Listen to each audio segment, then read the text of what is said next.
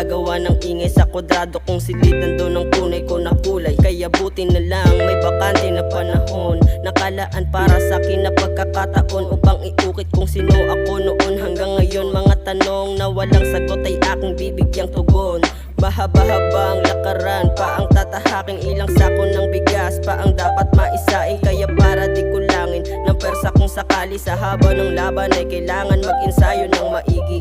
Di pwede yung basta meron lang, pwede na hanggat meron pang ibubuga, wala akong ititira hanggang sa mahubog na yung dating palahubog lang. Yung tinawag yung buang ngayon ay panoorin nyo na lang. Panoorin nyo na lang.